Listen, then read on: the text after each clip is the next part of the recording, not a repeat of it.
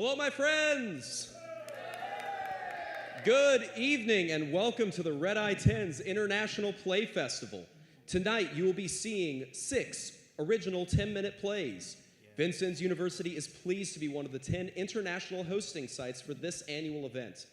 Work began on this night of plays last night at 8 p.m. when actors, directors, and scripts were combined for the first time.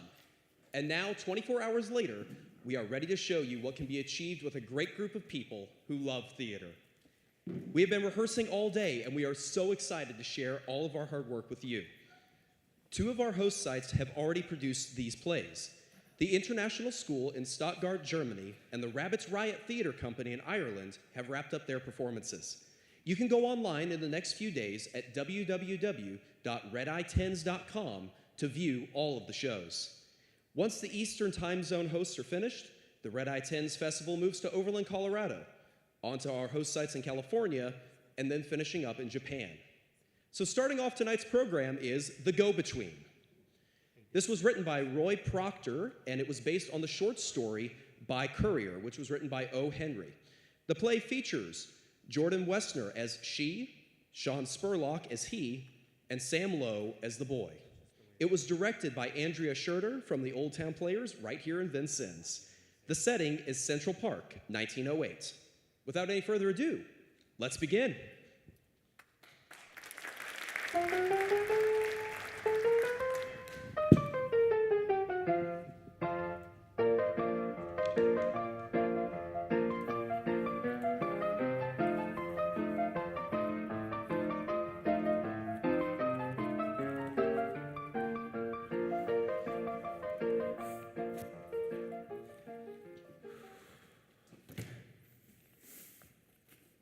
See that young lady? Yes, sir. I want you to take her a message. A message, sir? Tell her I'm about to catch a train to San Francisco, where I'll be joining a moose hunting expedition to Alaska. Do you understand? Yes, sir. Tell her that since she won't let me speak or write to her, I'm using you as a go-between in one final effort to make amends. Can you remember that? Yes, sir. Tell her she can't discard me like an old shoe without telling me why or giving me a chance to explain. That's not like her at all. Yes, sir.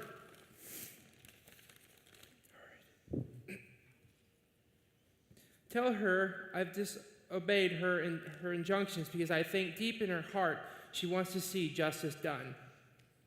Now be off with you. Yes, sir.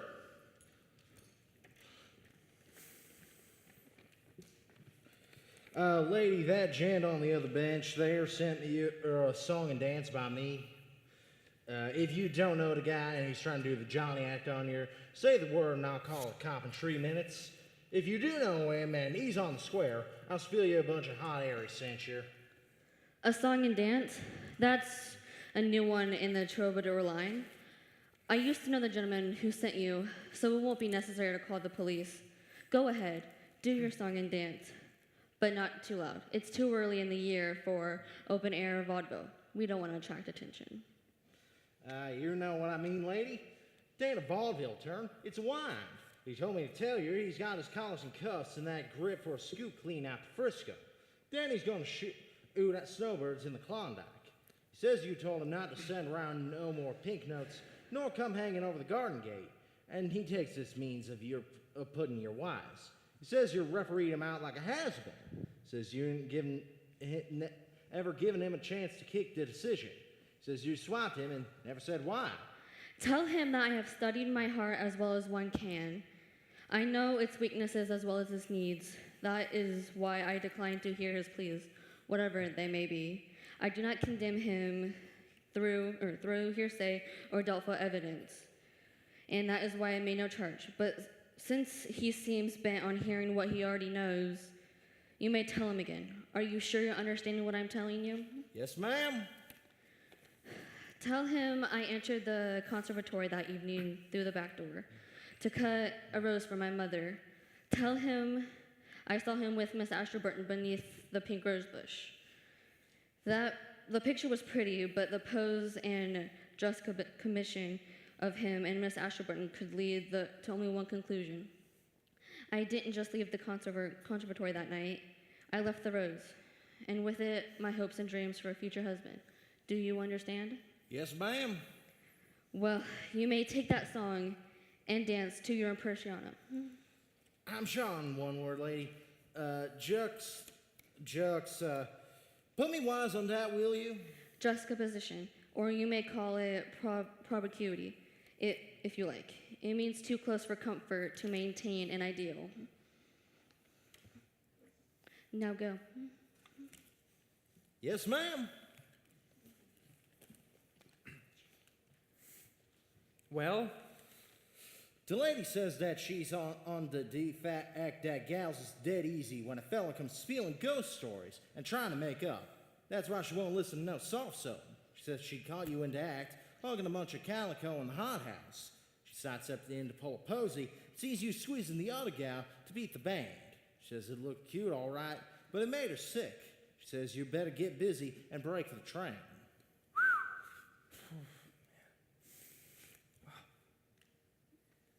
here, give this letter to the lady and ask her to read it. Tell her it should explain the situation to her satisfaction.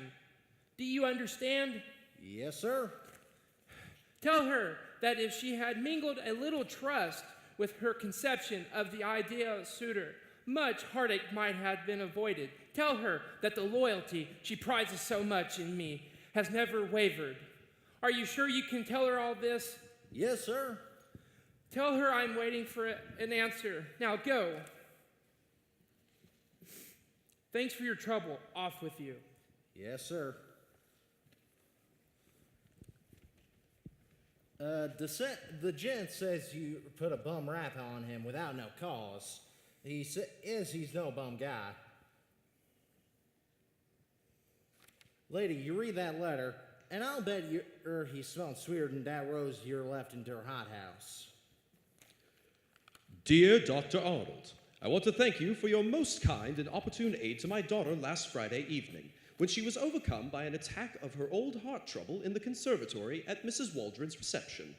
Had you not been near to catch her as she fell and to render proper medical attention, we might have lost her. I would be glad if you called on us and undertake the treatment of her case. Gratefully yours, Robert Ashburton. The gent wants an answer. What's the word? Tell that guy on the other bench that his girl wants him.